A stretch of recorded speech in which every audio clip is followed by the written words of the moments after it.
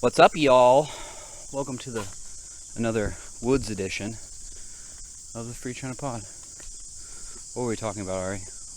You were saying something about super PACs, right? Okay. If you go onto the candidate's website, like most candidates that are like campaigning, they'll have a section on their website of silent videos of them doing like weird shit because it's for the super PACs to go there and get. They obviously can't say like this is for the super PAC because, like you pointed out earlier, like they can't coordinate with the campaign, but they can put that on there and say like this is free use. So you can go on there and like make a stupid video of them if you really wanted to. It's just so doing what? So weird. Like a lot of times it'll be like them sitting with like a camera rotating around them, or like them walking, or like some Republicans might be like holding a gun or something.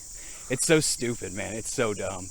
But that's what they use. That's how they get that footage because they're not allowed to like, coordinate with the campaign. It's so funny. So U.S. politics is so smarmy, man. It's so gross. But I guess a lot of politics around the world is. Yep. Oh well, that's life. I don't know how to feel about Taiwanese politics at this point because I think I definitely looked at it through like rose-tinted lenses for years. Yeah. Not realizing some of the problems that were here, not having been exposed to them. But yeah, because you just got here, you don't understand it. You see, I guess there's two ways. You either see like all the good stuff, or you see, because I know foreigners that come here, they also just see all the bad stuff. They're like, no one speaks English. Well, that's not like corruption. No, yeah. I know. I think generally, like, I still think that generally officials like don't accept bribes or anything like that. But from what I hear from people who like actually work in politics, that there's a lot of kind of like mild corruption in terms of like money being moved around and misused, that kind of stuff. So for the like a bad lot boys. more than in the U.S. Well, the good thing is, well, and I don't know how comprehensive this is, but it seems like the control yuan, which I guess if people don't know is like kind of like the corruption investigation arm of, it's like one of the branches of the Taiwanese government. Under Chen Ju, even though that appointment was like a little sketchy because she has past corruption charges as well, but they've been finding like a lot of stuff. On who though? My question is on DPP politicians or on I don't know the exact number opposition. of each. I don't know if the number for each which one, but so I won't state it. It does seem like it's more KMT, but that's just a feeling I have. It's not based on any evidence whatsoever. But I think there was a case in Ilan or Geelong, I forget which one. And then there was stuff about Taichung, the Taichung mayor. What's her name? Lu Xiuyan. So those were both KMT members. Those are the two I know. Accused of what? I can't remember. I think it was Elon. The Elon one was like about like land and like land use changes. From what I remember, I only like briefly read the story, and it was like a month or so ago. The Taichung one was about there was some problems with abuse in like a kindergarten. I wrote a story about this, but it's been so long. They basically were just claiming that like they didn't prosecute it correctly. They didn't investigate it thoroughly. Okay. And so like people got off on when they were like abusing children. So things like that.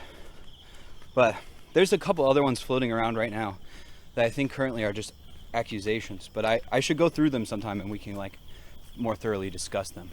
Okay. Because in the middle of the woods with no notes, I don't want to like talk too out of pocket. But yeah, all that being said, like to say that it seems like it might be getting better. It may be one-sided, barring my like further investigation into this, but it seems like at least something is happening. And also, I don't know.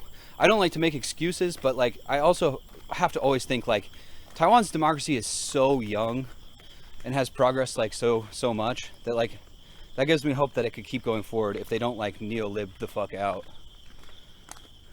which seems like what a lot of at least the two major parties are really invested in. Yes. As we were discussing last night, I think like the population decline that's Yeah. basically already begun is not going to help that. No, probably not, but it could create problems that get people more invested. I still think you're still always just going to have a minority of people that are really invested in politics, because people get busy with other stuff in their lives. Yeah. But crises certainly tend to get people more likely to be involved. I don't want crises, but it could be a positive side effect of that. But we'll see. We'll see if people like really get fired up. I mean, I seem to meet a decent amount of people that are like at least know something about politics, like more than like I know some people that I talk, and this is all anecdotal, but like a lot of people I talk to back in America just don't know anything about the political situation that's happening. And I like tell them about it. They're like, really? I'm like, do you not like read the news at all? They're like, no. Okay, I don't know, I don't get it. Tell your friends about FreeChinaPost.com and the Free China Pod. Yeah, that's why I'm pessimistic that a lot of these problems are just going to kind of get left undealt with. They very well might. Or profited off of. Well, if they get left unaddressed, then they'll definitely be profited off of. That's for sure. But just hope people pay attention. We should, these are some of the things I'm going to try to. There's a problem. There's an incentive paradox there, though, too, because the people who vote are usually older people, and they're less interested in doing things that help younger people with less money. And also, as this problem gets worse, there will be less young people in general. So it means like within... There'll be less of a constituency. Yeah, a tiny constituency. Within 20, 30 years, there's going to be basically only old people who don't give a shit about the young. Yeah. Not only voting, but just alive. So... Well, they might care about them insofar as like they need that tax revenue to get their retirement money and to fund their medical care.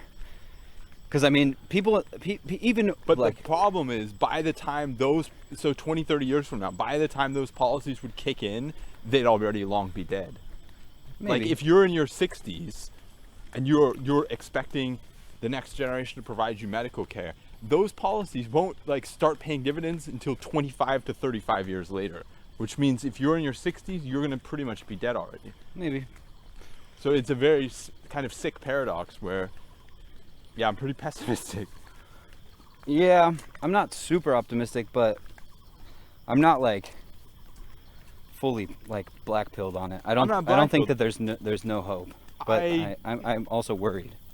I don't think that like countries will just disappear off the map, but they'll certainly largely disappear off the map, I think, because I mean, a lot of them, just like Japan is starting to do, they'll just rely more and more on immigration until they basically kind of, to some extent, will probably lose their language and culture.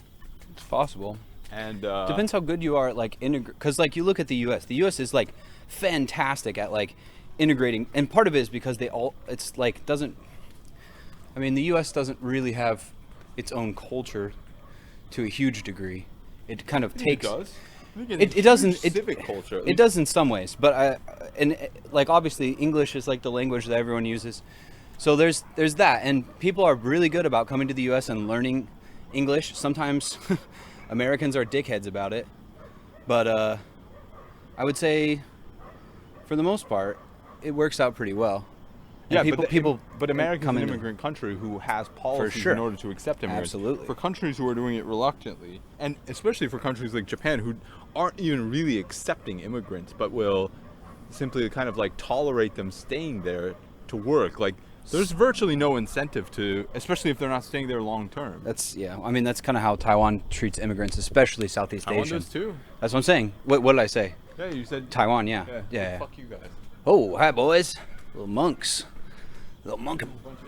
Yeah, I see the one sitting on the windowsill. I kind of wanted to take a picture of him, but he moved over.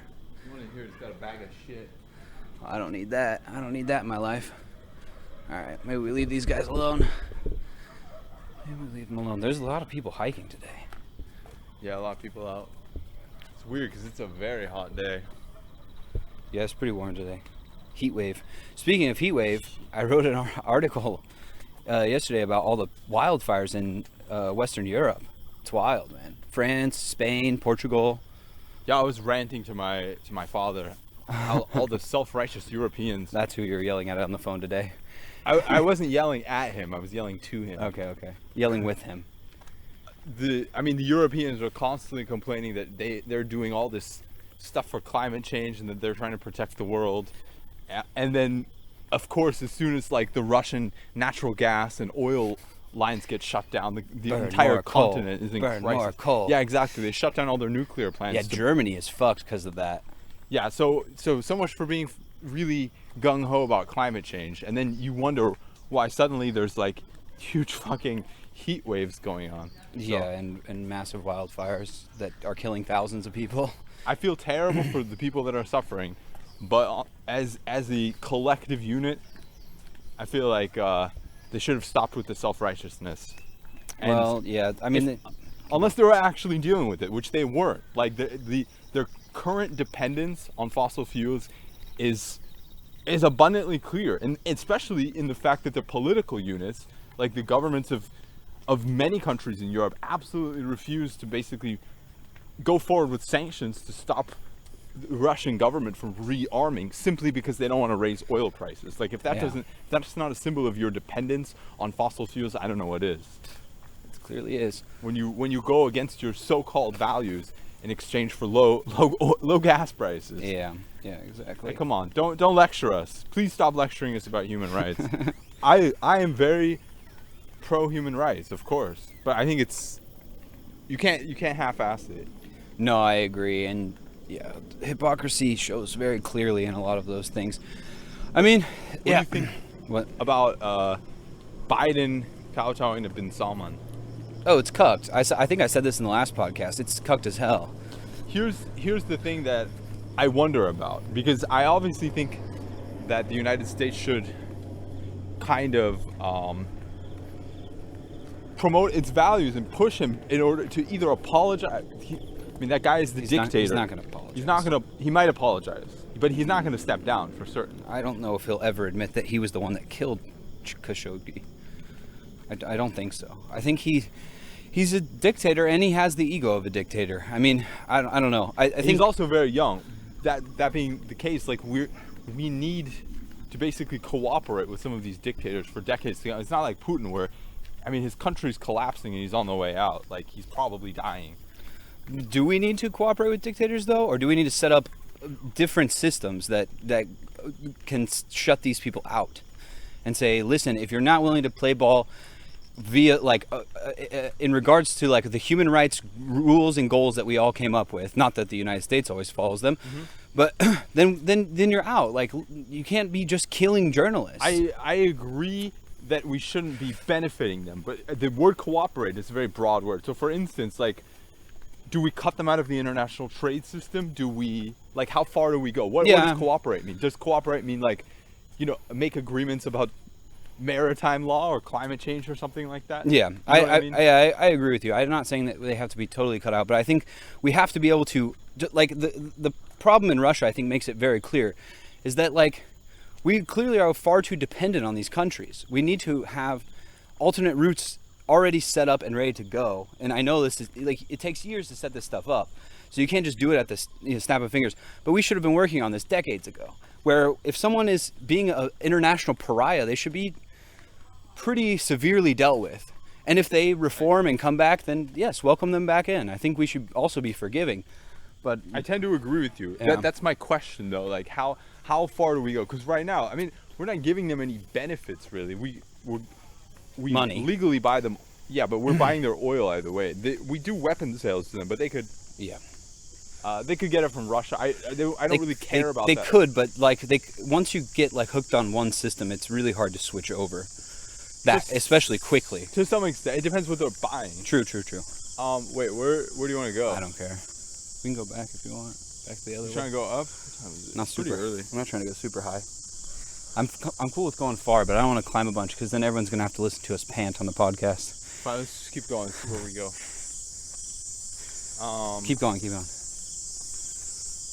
Yeah, I think that's basically my point. That like how I think we should engage with as you said, we should engage with like the North Koreas of the world or something like that. Yeah. We're not, but how far is appropriate? I think it depends on a case by case basis. Like With bin Salman. with bin Salman specifically, I think the thing is, it's like really hard right now. I would honestly say, because like a lot of these oil like states are not good. I mean, you got what, Russia, Saudi, Venezuela. Like it's Iran. not it's not like a wealth of like wonderful like friendly governments, democratic governments. So yeah, I mean, I would ask. I certainly would not be doing this like bend the knee stuff that Biden's doing. I would say, I don't. Is he bending the knee? I was kind of saying that facetiously. I think going there to meet him, I think is, because after all the shit Biden talked about, oh, we're gonna make Saudi pay for what they did to an American resident journalist, like, Yeah. and then he just goes over there after bin Salman talks all this shit. Like that is, I mean, you're showing that like.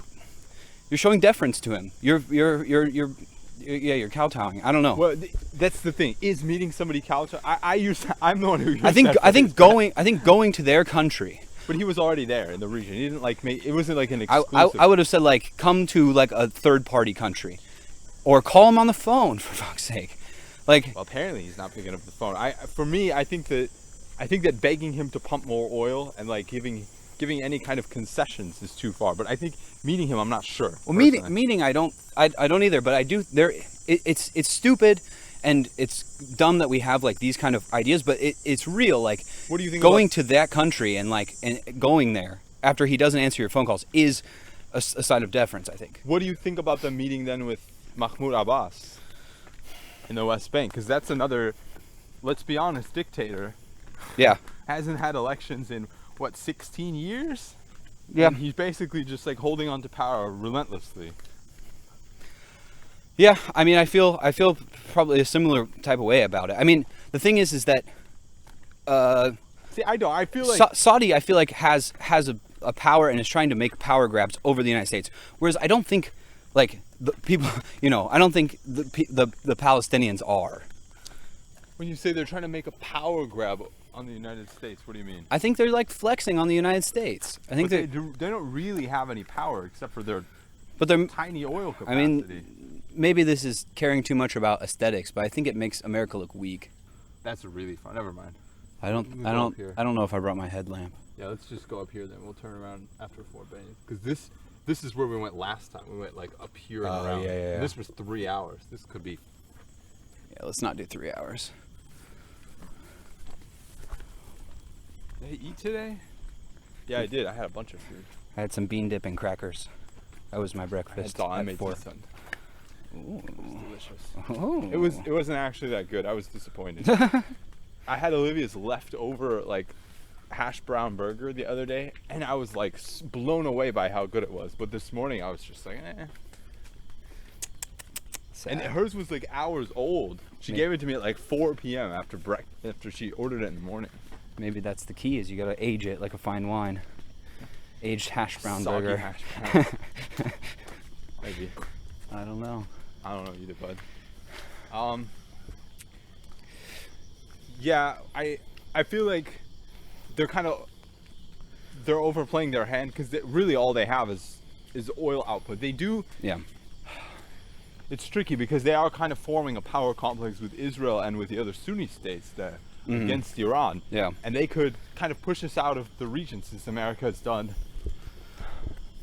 very little there since the pullout from Afghanistan. Iraq. Well, I don't consider Afghanistan to be Middle East. Yeah, really. that's true. Middle East neighboring. Yeah. I guess it's Adjacent. whatever. It's all terminology. Technically, yeah, Asia, but whatever.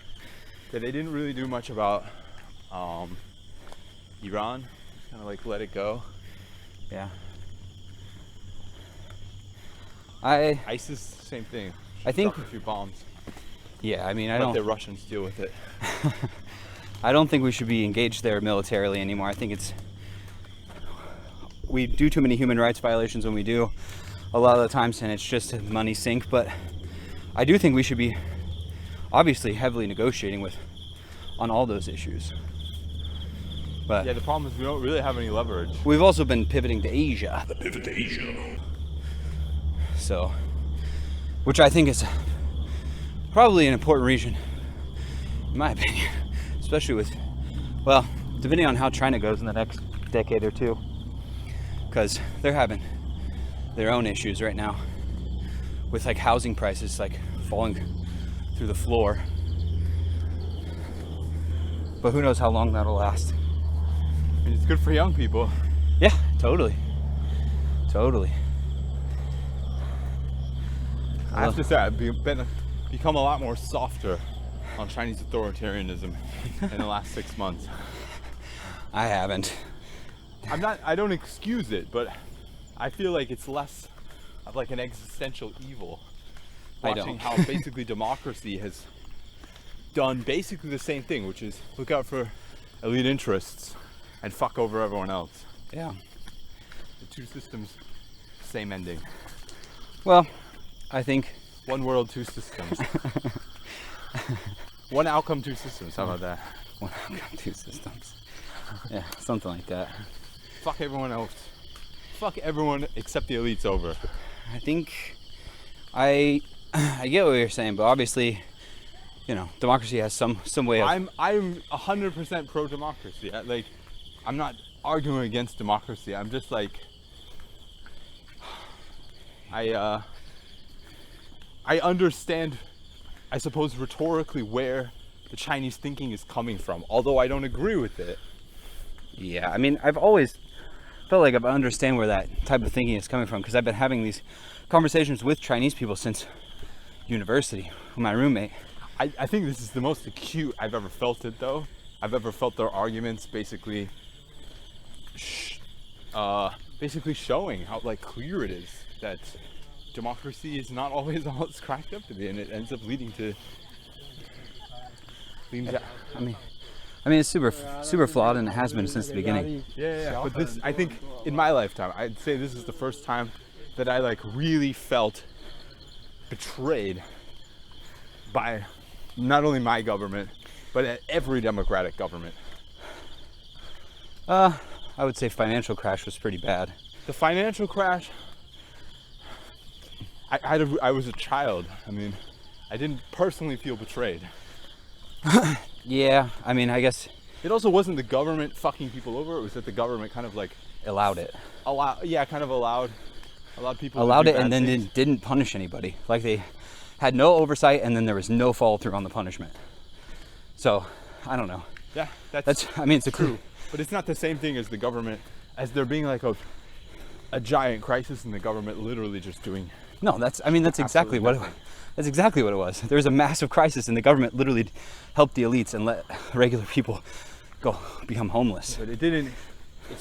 There's a difference to me still between a financial crisis and like a public health crisis or something when human life is at stake.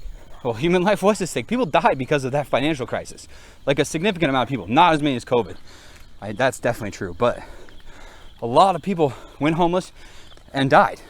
How many people became homeless and died? And I mean, that's an indirect effect, I would say. I'm not excusing it. I mean, they directly became homeless because the government chose to give allow companies to give golden parachutes. How many people actually? I don't know. I have to look it up. I don't have numbers. I have a microphone and a towel. I would say that it's a little bit too indirect for me to like. Okay, really I mean, feel strongly about that. that's fair enough, but It's not the same thing to me as like people dying directly because of inaction, as opposed to indirectly. I still think it's directly, but that's fine. We can have a difference of opinion about that. Regardless, I get your point. Can you just clarify why do you think it's direct? Because there was a crisis, just Yeah. like COVID, and that crisis was that people were getting kicked out of their houses because people were robo-signing loans for their customers and knowingly giving them quote-unquote like AAA loans that they knew were dog shit. And because of that crisis, when that all failed, people were going to lose their homes. The government had a choice, just like they had with COVID. And then they didn't do anything. They actively just made sure the elites got all the money and the poor people just got nothing. So I think it's exactly the same. They lost their houses. That's the end consequence. They didn't die. like they may have died. Okay, I get. In that sense, it's like okay. two steps. You know what I mean? Okay, I mean, I get what you're saying, but you could say the same thing. Like, well, people didn't directly die because of COVID. They died because they got sick, and then they developed some like secondary costs. But yeah, I know what you're saying. Yeah, you're right. It is slightly more indirect, but I feel like it's I understand an it's extra step. But to me, the feeling is different when like you've got something that causes death versus something that like could put people at risk of death. Do you know what I mean? I think both are unacceptable. I agree they're both bad. But anyways, it also didn't affect me when that started. I was a child. Yeah, I mean that's fair. I mean, we were in like what, junior high school, something like that. I was graduate. I mean, when it really hit, I was like graduating high school. I guess that's true for me too. Yeah, that's right. But I was just trying to make us sound younger. It was also like a year and a half, and shit just kind of bounced back. It was bad, but like kind of did. I mean, it took a while to really bounce back, and I don't know. Arguably, they've been like using stuff like that as like these kinds of like economic disasters as like excuses to keep wages low. So I don't know. I mean, I agree with you. It got better, but it's now getting worse again. Yeah. It didn't take that long for the bubble to fill back up. I mean, you just look at housing prices. Like, yeah. At least in where I used to live in Phoenix. I mean, they cratered, but they cratered for like maybe a year and a half, and then they basically recovered. Yeah. Within probably, yeah. And then exploded even higher. And then, well, especially post-COVID. That's another weird phenomena. It's getting bad, man. And I don't know when it'll either burst or if it'll ever get better. I hope it does, though. Well, they're saying sales are slowing down and stuff like that. Simply, I mean, interest rates, I think, even before interest rates, there was some slowdown. Now with interest rates, I think there's going to be a much bigger slowdown because people simply can't afford the same houses anymore. Yeah. Because people are already taking 30-year loans and stuff like that. Or like getting second mortgages. Is this where we turn? Yeah, it looks like it. 48 minutes. Oh, all right. I thought I said flat. There's a lot of uphill, bud. I mean, I don't know. I don't ever go here. I don't think it'll get that high. That looks pretty steep. You can go on the left. Could. Do it. Is that gonna take us back? Yeah. Okay. The right direction. Yeah, I think with these interest rates, a lot of people are simply going to be priced out of the market, which means it could mean two things. It could mean that the prices actually do collapse as people can't find buyers, or it could mean that more market consolidation. Yeah, possibly, but I feel like that's definitely possible. It depends how much cash people have to, like investors have to keep buying up existing supply.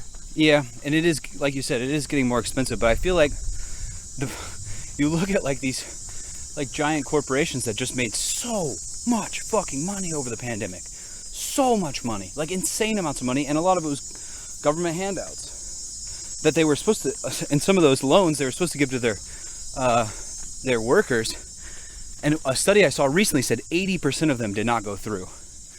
They just stayed in the company.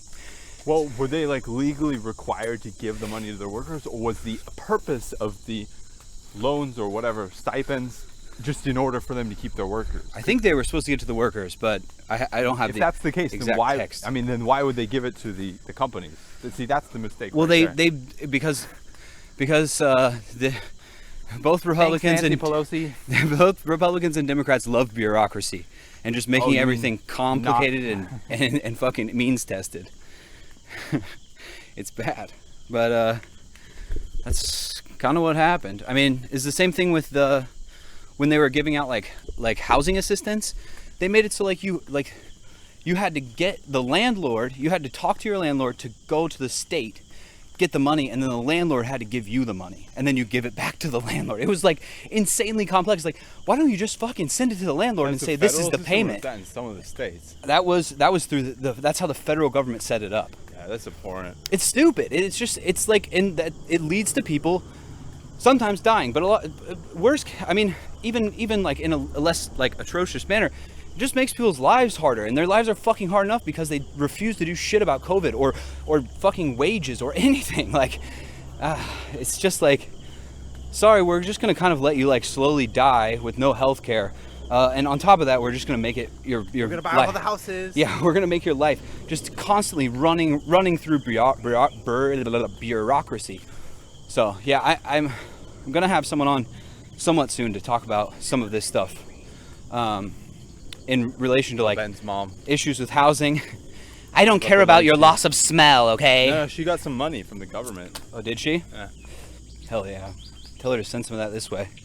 Subscribe on Patreon, Ben's mom. But yeah, I don't know. Anyway, did you see the story about in Ukraine? Which one? That Zelensky fired a bunch of like top level people. Top There's prosecutor and head of the like state security. yeah. From what I understand, like I think one of them was like one of his party's legislators. Another one was like a childhood friend. Huh. So I don't think there's any, because what they were framing it as is that they were doing something against the state. You know, they were kind of committing treason in some sense. But I doubt that a childhood friend would be committing treason. Well, you never know. But I think why I think why those two specifically were fired, because there was a bunch of other people. There was like 600 suits filed or something. But yeah, I saw that. But there were like I think last number I saw was like 60 employees. I think what it is, and a lot of the stuff I was reading about it, what didn't make it super clear, but it seems like they were basically fired for mismanagement. Like they allowed that kind of, because that's what a lot of articles are saying, is that the charges stem from like leaking of state secrets and like military positions and stuff. Okay. So I don't think it was those two specifically. I think it was their, at least as of this point, like before the investigation, that they kind of just were mismanaging the whole thing and like weren't paying close enough attention, or possibly knew about it, but we have no idea yet. But that's, look at these guys.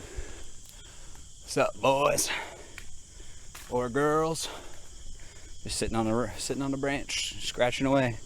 But yeah, that's not the best thing to have happen during like an ongoing war. Yeah. No kidding.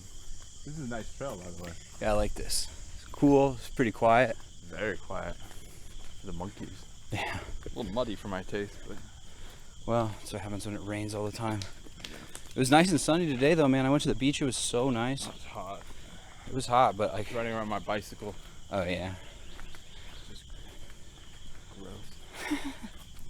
It was nice at the beach. I was sweating a lot, but I was also playing with some dogs, feeding some dogs. I wonder what the UV index is here right now, because I feel like the air temperature, like you stand in the shade, it's just not that bad. Yeah. But if you stand in the sun, it's just gruesomely hot. Yeah. I think it's mostly UV. I would probably tend to agree with that. The sun is pretty intense here, being like in the tropics. I'm trying to think what I'm going to eat for dinner tonight. If I'll cook or I'll just eat more bean dip and crackers. Bean dip? Oh, Yeah. You made beans? Yeah, I made refried bean dip. It was pretty good, bud. I haven't had that in a while. It's great So for expensive. it's great for a quick snack. Yeah, that is true. But I've gotten Cheaper than hummus at least. that's also true. I've gotten 3 meals out of it so far. I've been thinking about trying to make hummus myself too, because I got all those chickpeas. That or lentil soup. I feel like using canned chickpeas. I've tried it before. It's always weird. Why, too lumpy? It's just not as creamy. You just can't get that kind of like creaminess. But I think part of that is having like a really good food processor, which I don't have, but I do have a good blender. So maybe I'll be able to get it, but I don't know. We'll see. I may be too lazy to do it anyway, but I do have some limes, and I have some. Oh, I don't have red pepper right now, but I could go buy some tomorrow. We'll see. I've never tried to make it myself before, but I haven't. It's always been a disappointment. But it was years and years and years ago. yeah, I think you just got to find the perfect recipe. I saw another person making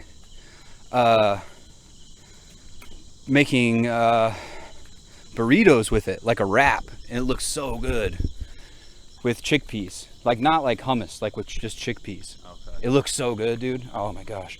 I follow a bunch of like vegan cooking people on on IG, and it's just like every time I don't scroll through my stories or like the feed very much, but when I do, it's like a lot of that, and then I'm like just hungry all the time. I think I'm gonna be done with IG again for a while. It's a good choice, but it's a huge time sink. I've been just trying to go on there and once or twice a day just post film pictures. Yeah. It's about all I care to do on there. Or maybe once a day I'll go through stories like at night, but I really try not to waste time on there because it's so much stuff that I don't even like. It's not even people I follow. It's just like suggested posts. Oh really? Yeah, it's like 99% suggested posts. I'm like, I don't care about any of this. Like, use the browser. I don't get any suggested posts. I just find that I don't. Sorry, people, but I just don't care. Ari doesn't care about your cafe pictures. I don't care about like the intricacies of people who are so far outside my own life. Some people, yeah, if they live like really interesting lives, maybe I'd be interested on occasion. But a lot of it is just kind of like brainless. I'm not saying the posts are brainless. I'm saying me going on there is just brainless scrolling. Yeah, brainless scrolling. It's just kind of like I'm bored for 30 seconds. I open it up, and it's so unfulfilling. And yeah, I'm not enjoying it at all. Yeah, it's a huge waste of time for a lot of things. I mean, I think, yeah, using it every once in a while or to stay connected, I think is totally valid. Or like to post your art and stuff. But yeah, just any social media, just scrolling is like, if I catch myself doing it, I'm like, all right, read a book or like fucking read some news. Like stop being like a mindless zombie. For me, the news is often getting like that though too.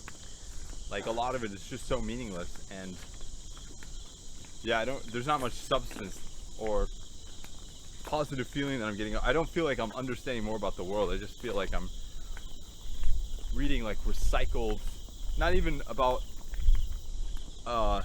articles or topics that took place before, but just that the same things kind of happen over and over again, and they're not telling me anything new about the world, you know what I mean? Yeah, I totally get that. Like reading about school shootings or something like that. Yeah, I mean, I feel that. I don't know. I try to like vary it up because if I'm like, I feel very much that way about places like MSN. There's so many recycled stories, and like sometimes there's good stuff, but a lot of it is nonsense. MSN is trash. I've been seeing the same article over and over. It was like hero man shoots down killer at movie theater, something like that. Like what? You know why you're seeing that is because the gun people are really happy about it, I'm sure. I just don't. I mean, I don't think that shootings are news. Honestly, it's not really news anymore. It's like telling you what took place, I suppose, in like the most classical sense. It is news, but it's not. It's not like informing you about some shocking event that's taken place. It's just kind of like a daily occurrence now. Well, it literally is. It's more than a daily occurrence. It's like a couple times a day. It's almost like eating meals now. That way we deal with school shootings is just see 2 or 3 a day. I see MSN a lot of stuff about young teenage women who have been murdered. They seem to really like those themes. Mass shootings and like teenage victims. Because I mean, it gets people fired up, yeah. But yeah, I don't know. It is gross, but I don't know. I've been trying to like go to specific sites, like, and now that I have this archive.is, oh my gosh, it's so nice, man. Any story I see, oh my gosh, if there's like a paywall or something, I just plug it into there, and it's just like now I can read the article. Shimanjan is where we fill the water. So even from there, they're saying it's a kilometer, so maybe like 10-15 minutes, not 38 minutes or whatever they suggested, but It's all right. We've got about another hour until sunset, so I think we'll be okay. Yeah, I just want to eat. That's fair. That is definitely fair. Sometimes if I'm really bored with like MSN, I'll check Guanzhata, like the Chinese yeah, news. I know you love that one recently. It's interesting to get that perspective, so that's why I'm saying I a little bit more understand their, like the argument that the state makes. They're propagandizing you, bud. I'm not saying I buy it. What I'm saying is I understand their points. Ari's becoming a CCP member. Paperwork's filed, folks. I also read RT. RT is more trashy, far more trashy. Yeah. A lot of it is just like weird culture war stuff. Like, Yeah. just to rile people up about, I don't know, that's a lot of what Putin has been. He literally said the West is trying to cancel me. This is literally what he said. Yeah, I wonder whether that's translated accurate. Ooh, I wonder, but that's a big one. where?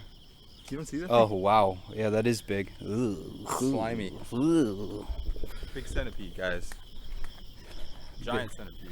It was quite big. Quite a big boy. Like 1.5 feet long. A lot of the stuff there I can see is about like it's very Joe Rogan-esque, in fact. It's like a lot of stuff about sports. Oh yeah, man. Sports about like stuff about freedom of speech, supposedly. Yeah. Even though like they're getting ready to ban Google services. I believe that they've already like closed Google, but they just haven't like banned it off the Google like the smartphone platform. They haven't blocked the IPs yet. Wow. But the Google subsidiary in Russia has already been closed completely. Like they fined them so much money that they just closed down. Anyway, and what else? Trans issues, gay issues, stuff like that. Kind of culture war stuff. Yeah. Yikes. Yeah, I mean, it's not surprising. That stuff sells. Because it's supposed to be international news, not like, oh, did you hear about this one fighter in America who, like, this female fighter who beat all these boys because she's actually taking testosterone? Like, something like that. That's what it is. And it's just like, this is not kind of international breaking news. This is just like cretin shit. Yeah. Well, I don't know. RT has always kind of been like they have a bunch of like YouTube shows that are like, not anymore. Well, not anymore, but they did. They were like kind of like comedy like info, quote unquote, like infotainment type shit. You mean Alex Jones? That's right. Infowars.com, presentplanet.com. Come visit me, folks. I was listening to the podcast about him today. Oh, yeah? Yeah. I just started it when we left, so I didn't listen to a bunch of it, but I feel like I'm getting more and more into his head. It just like breaks down like either current shows that he's done or previous ones. The one they're talking about right now is 9/11, so I think it's going to be a little bit intense. But I feel like it's helping me with my Alex Jones impression. I'd be curious to listen to that because that is a weird, fascinating, disturbed man. They've been doing it for like, they have like 600 episodes or something. All about Alex Jones? It's they just like find either current or like way back in the archives to like basically show how he shifted and like how he makes all these predictions and then just like obviously they don't come true. But I mean, he's a conspiracy theorist. So. Yeah, obviously. So, but it's I don't know. I find it interesting because I never really bought into conspiracy, but I flirted with it for a little bit. Like definitely buy into some. Some of them, yeah, but like more so than I do. Yeah, more than you, but just more mainstream ones. I don't know. I'm not like a truther or anything. So I don't know, cause I mean, you believe in like collusion all the time though, and technically conspiracy, maybe not conspiracy theories, but you think like a bunch of these governments, you always talk about how they're corrupt. They're just working with gangsters and the business class, and I agree with you. I don't think that's that's a conspiracy. Well, a conspiracy. They're colluding. To me, a conspiracy means that a group of people are conspiring with each other, not only to commit some crime, but then to kind of reformat the public knowledge of an incident or whatever it is to kind of obscure the truth of their involvement in it. And I feel like a lot of what I speculate about is just basically base corruption, where they're not like trying to change the way people think about. I still think they're conspiring and they're trying to cover it up. So that's changing how people think about it. In a narrow sense, yeah. Yeah. I guess I think of it in more broad sense, kind of like the conspiracy theories. They're trying to change, for instance, change the way people think about the moon landing or about COVID vaccines or something like that. I know what you mean. Speaking of conspiracy theories, did you hear about the Georgia Guidestones? No, I don't know what that is. It's really complicated, but suffice it to say, I know where we are. An anonymous person, maybe. No, I don't. With the fake pseudonym name, his last name was Christian. I forget his first and middle name, But he paid, a lot of people think it's Ted Turner that did it, and I couldn't really tell you why. But this person paid some people to create these stones that are basically there's like 12, I think, there's 4 stones, and I think in 12 languages. Each one has a different one. They wrote like, basically kind of like, if like an apocalypse happens, like how to rebuild civilization. Okay. It's just like short tips, like keep the population at like 500 million or something, and like Yeah, good luck with that. It's nonsense, but like it was just like a tourist attraction because there's a lot of mystery around it, right? It's in rural Georgia, and recently because conspiracy theorists think it's like globalists are trying to drop the population to 500 million so they can control us like slaves, and so they like really buy into it. It's just like I don't know. I think it's just a fun thing. But someone blew one of them up, and the fucked up thing is, it was the one that was written in Arabic and Hebrew. Okay. That's the one they chose to blow up, which whether that was on purpose or not is hard to say. But anyway, so yeah, they blew them up, and then they had to destroy the 3 others. So conspiracy theorists are going wild about it right now. They're like, oh, like it's a win for us. Like we're fighting back against the globalists. It's so dumb. But they're going to rebuild them, so then that's causing... Wait, who built them? We don't know. It was an anonymous guy. They used a pseudonym. Like I said, some people think it's Ted Turner, and I don't really know why. But because I haven't delved super deep into it, I just know about them. Like, it seems really dumb if I have to. Oh, it is. No, it is. Myself. It is pretty dumb, but it's just interesting to see what people latch onto. It's been a big deal recently. People are smart, thoughtful, intelligent, complex. Yeah. Yeah, I know, buddy. But hey, gotta have fun with it, right? It's not fun for me talking about such meaningless trite shit.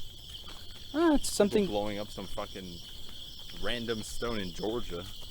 I mean, I think it's interesting to see how people think and try to pick apart why they're so radicalized about like something that's so unimportant. I think, well, where is it blowing up? That's the question. Because if the answer is online, then I can already answer you that question. And on radio, things like that. I mean, what do you mean? Where is it blowing up? Like, where, who, in which groups? In which conspiracy theory groups? Conspiracy theory groups, but from a lot of, I think, the sociological evidence, if it's blowing up online, like if those communities are formed online, like the reason that they get so radicalized is because they have some social isolation that causes them to basically just, ooh, what was that? Lizard. Oh, lizard boy. Lash onto some freakish idea that makes them feel whatever, connected to other people, whether or not they truly believe it. Yeah, it's usually like an absence of community. I agree with that, but yeah, the thing is, how besides the social network, putting down our cell phones, just putting them down and going out and talking to your neighbors, you're cutting off the internet. Yeah, that's the old joke. That's why I said the social network. Yeah, I know. Just creating one nationalized social network. The UN internet. The United Net. UN. The WIO, the World Internet Organization. Sponsored by Jabrizius. Tedros. He's got his new job. I saw Tedros is asking people to start wearing masks again. Wow. It's the first scientific thing he said in a while. Oh, you mean since they still on their Twitter page say that COVID is not airborne? That's a fact, folks. I know. Look it up. It's true. I haven't checked it for a while, but last I checked it was. Which, yeah. Yep. I don't know, bud. But yeah, there's a lot of people in the United States calling for like mask mandates again, but the Supreme Court already basically struck that down. Calling for Joe Biden to step down so Kamala Harris can take her rightful place too. And I'm proud to be an American.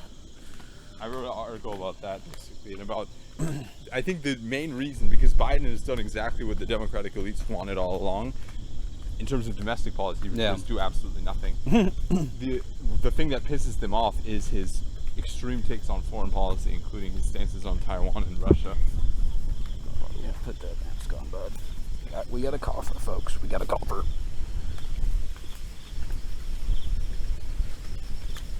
Red alert, red alert. We got a coffer. Breath for 30 seconds. Okay, I can't hold it any longer. I have really bad breath holding skills, especially when I'm hiking. Well, I mean that's somewhat fair. Yeah, That's when you need it. Yeah, I feel obviously I know you do too, at least to some degree. I feel that Free diving is dumb. the exact opposite of the Democratic establishment. I think Biden is hella based on his IR for the most part. I mean, obviously I was complaining about his Saudi What does stuff. base mean? Means awesome. Okay, why? Because free basing is awesome? Yeah, that's right. That's right. You got it. You nailed Where it. it comes from? For the purposes of this conversation, might as well. But ow, my toe. I hit the same one, dude. I know how you feel, but Yeah, I'm you today. I'm wearing shoes. Smart boy. I'm But wearing shoes. obviously, I think his domestic policy is shite. You're writing a song about shoes. Every time I go to hike, I choose to wear shoes. Recently, probably a good idea. The tireder I get, the more sloppy I get with my steps. That's why I can just kind of walk real sloppy and nothing's gonna hurt me. Sloppy walking. I do like sloppy walking.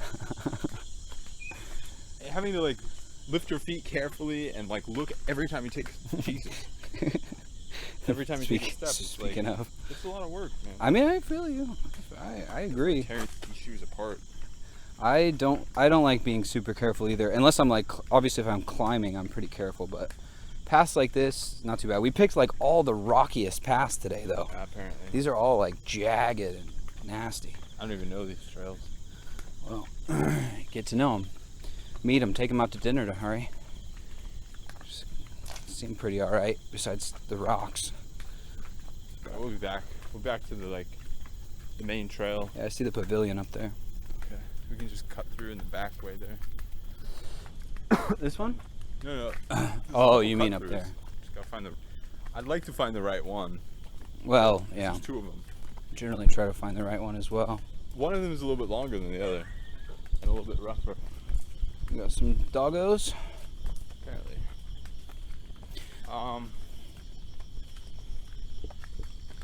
Yeah, so that was the point basically, that if they are trying to push him out, that both the Republicans and the Democrats are basically united, at least the elites seem to be united in their kind of isolationism, that the United States seems like it's going to take an isolationist turn, thanks to Donald Trump, and then thanks to, I think the Democrats have always been more isolationist. The only reason they've taken this turn was because Joe Biden is kind of a more mainstream Democrat, so to speak. Yeah, I would say to a degree, but I don't know. Even Bernie Sanders talking about taking a hard line on China, during the debates. Bernie Sanders is not a mainstream Democrat. He's not, but he's also if you're using the right-left paradigm, he's farther to the left of Democrats in a lot of ways. Paradigm. I'm saying you should go in front maybe for the sound purposes. I don't think there's a right-left difference. I think both parties are united essentially. I don't think that Donald Trump is to the right in any sense. I think you'd have to go issue by issue. I think that the reason that the right-left paradigm is broken is because what does right mean here? Does right mean conservatism? Does it mean economic liberalism? Does it mean economic elitism? There are so many kind of contradictory ideas in what we talk about left and right, and they change every few years. If you ask someone left and right 10 years ago, okay, right would have been Tort reform. hard foreign policy. It would have been kind of judicial restraint. It would have been At least in rhetoric. Oh, sorry, buddy. at least in yeah. Because that's the other thing is Those two things they lie about shit they want all the time. they call themselves like originalists and shit, and they're like, a lot of them are clearly not when they're talking about like just having the Supreme Court overturn all these rights that we have. But anyway. Well, though that's not originalism. I don't think that's just not conservative in a sense. Wow. But the originalist is talking about 200 years ago, where Well, there was no abortion. So I don't think that's originalism versus anti-originalism. not. I mean, it's not just about abortion. It's about Conservative a whole lot of things like Miranda rights and things like that. So what's happening with Miranda rights? I haven't heard about that. I need to get like the exact. They're like going for like basically like a less strict enforcement of like them holding. I need to go through the case. I haven't gone through the case by case. I just heard like a quick overview where they said there are so many snails that they're basically relaxing them. So cops basically aren't going to have to follow the Miranda rights as strictly. Now, exactly what that will mean specifically, I need to go through. So I have to say, I'm not extremely concerned because a Miranda right is basically just your right to be told that you have rights. It's not. People should be informed of their rights. They should be, but they should be informed in general. I don't feel. While I agree with Miranda rights, I totally agree. This is not like a civilization-ending moment. God dang it. Ooh, saw that one die. Wow, I feel bad, but like they're just on the path. Like there's so much beautiful forest and leaves to eat, and you're choosing to sit like in a crevasse in the middle of a rock. Too, bud. By that I mean lawyers. Just kidding. I agree it's bad. It's just bad. Like I don't know. I mean, I also don't think that you can say it's not world ending, but I think it's emblematic of exactly what this court is hoping to do, which is roll back as many rights as possible and just make the United States a lawless place where people can fuck other people over as much as possible. Yeah, it's disturbing. It is. It is. There's a number of other cases. I just feel like there's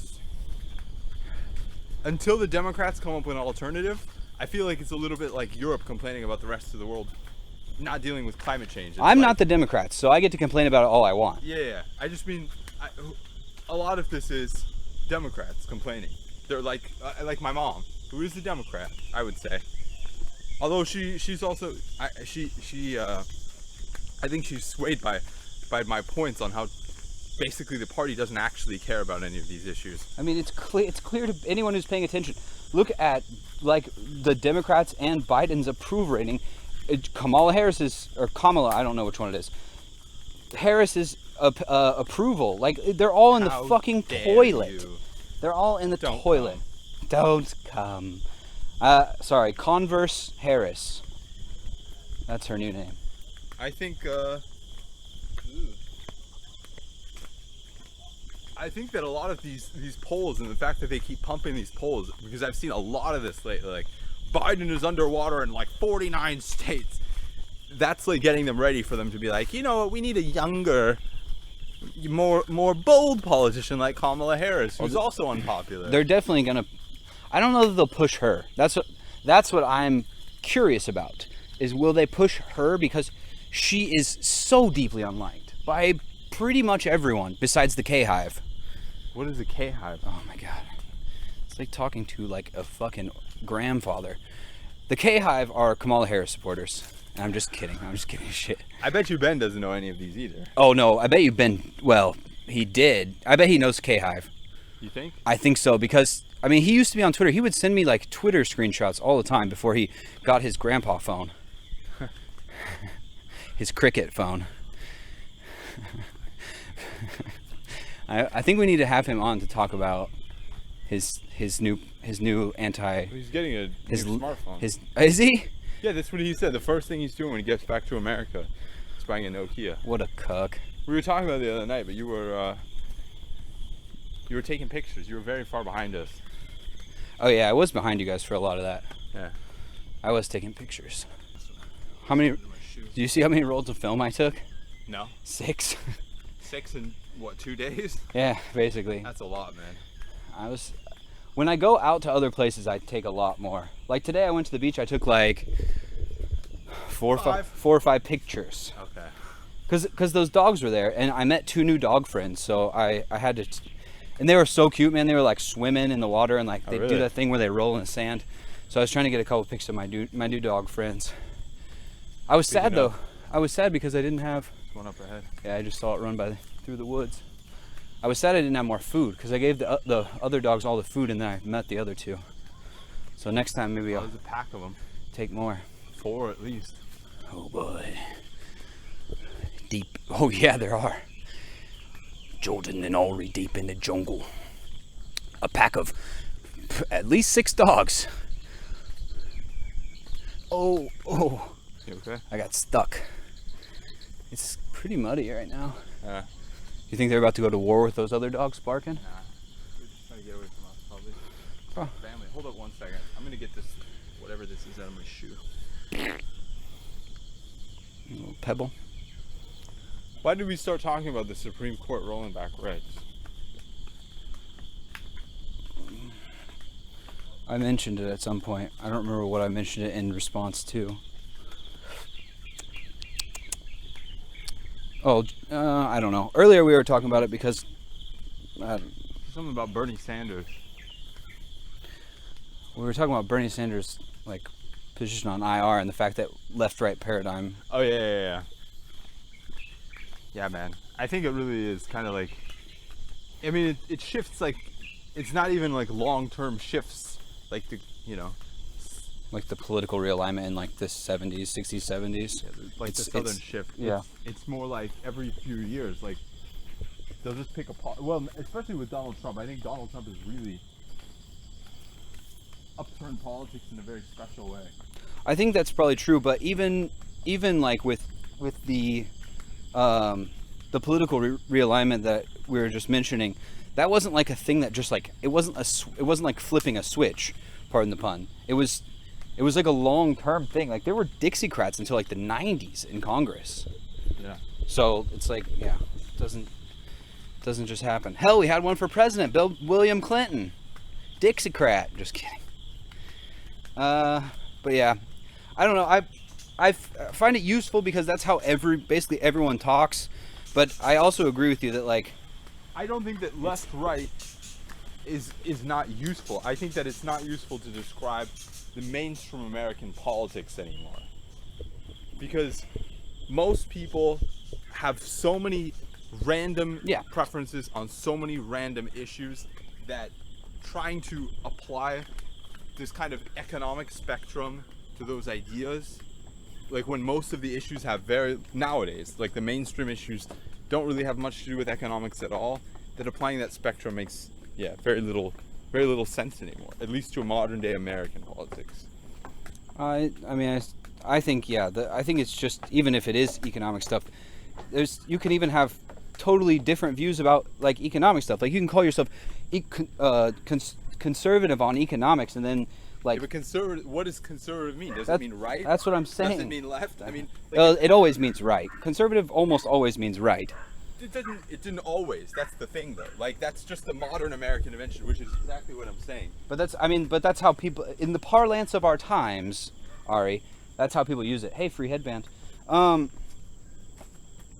But anyway, I agree. I think there's just too many issues, and people. You say the parlance of our times, but take liberal. I mean, liberal means different things in different countries. Like it also means different things to probably you and I. Yeah. I think you have a different conception of. There are kind of accepted definitions, and there are political parties with that name. But again, there are people. I mean, even people just talking use them differently than like you as a political scientist. Like normal people now generally use liberal to be like what Hillary Clinton and Biden are. Which is what? That's the question. Which is fucking what?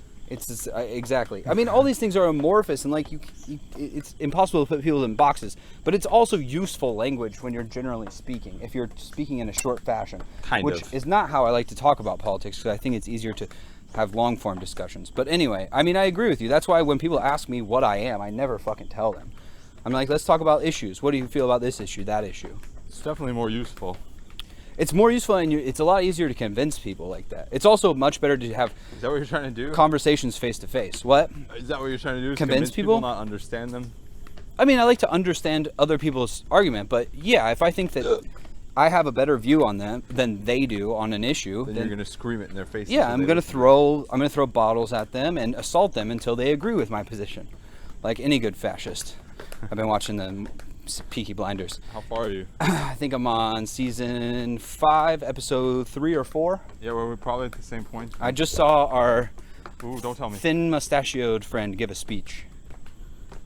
Then I haven't seen that yet. Okay, then I won't say any more. Thin mustache. You mean the fascist politician? Yeah. Nah, then I haven't seen it yet. Okay. Well, you'll see it soon. I won't say anything else besides that. But anyway,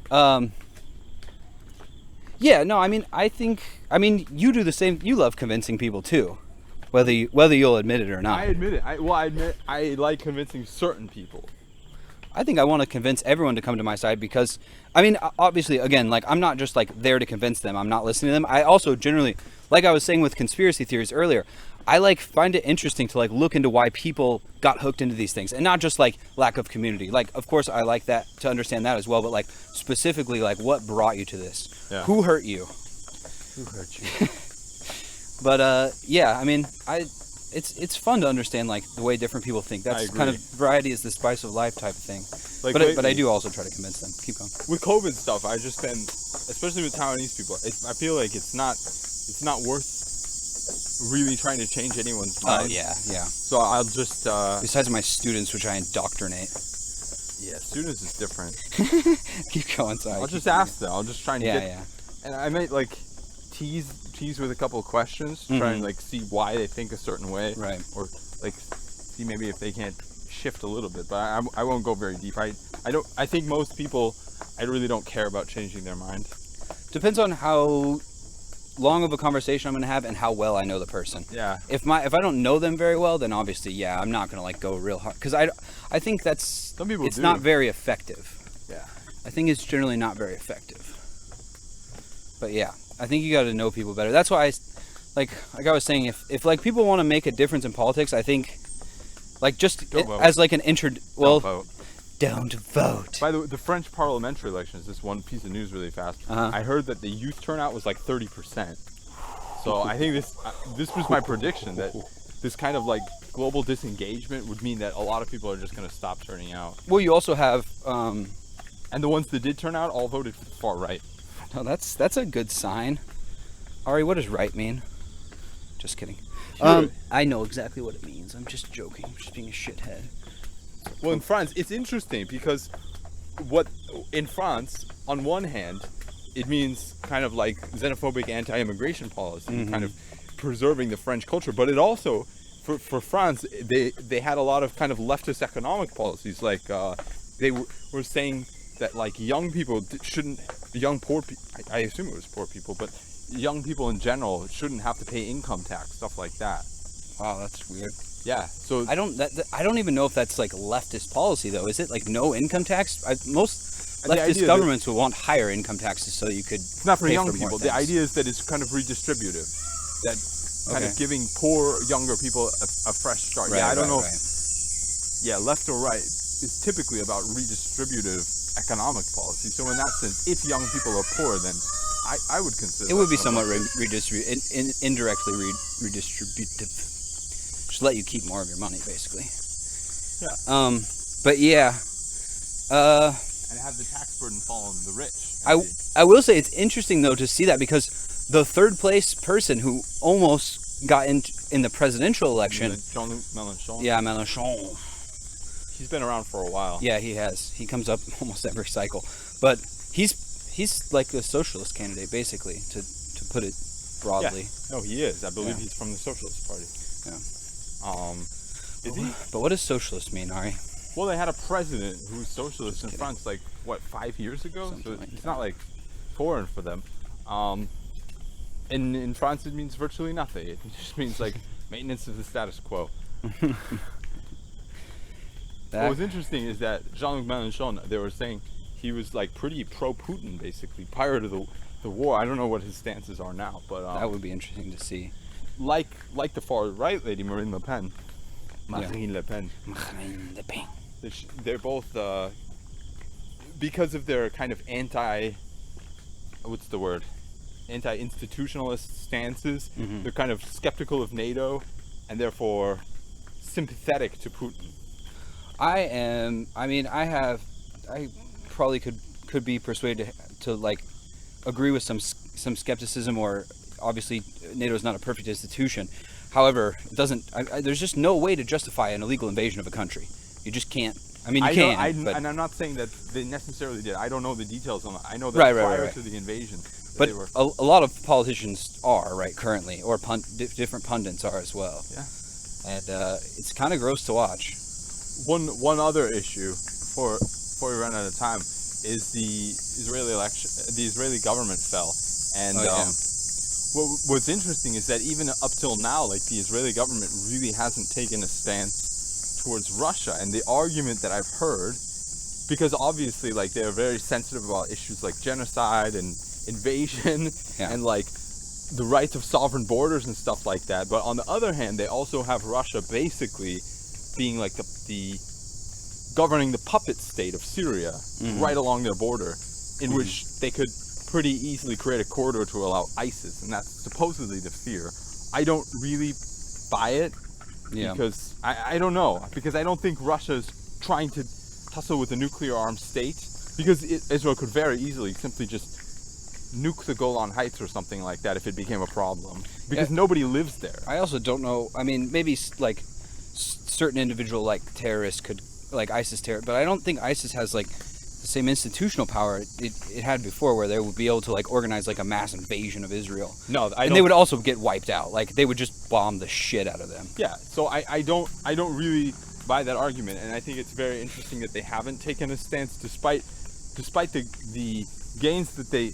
I don't know if they could make any gains, but at least the kind of like the rhetorical argument that would be made by supporting the international order, and basically like that sovereign borders of states should be inviolable, since they have been invaded so many fucking times by their neighbors. Instead, they're just keeping silent, I assume to some extent for oil prices, but and to a large extent also, they have a very large Russian population.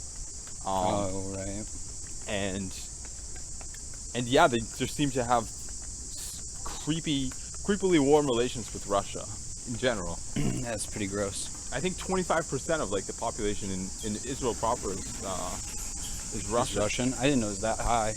Well, a lot of them after the fall of the Soviet Union claimed that they were Jewish, and because of the sloppy paperwork, there's no way to prove whether they were or not. Some of them were inevitably economic refugees, which means that they're like more Russian than they are Israeli. You know what I mean? They like kind of preserved their culture and shit like that, and didn't really integrate, so to speak.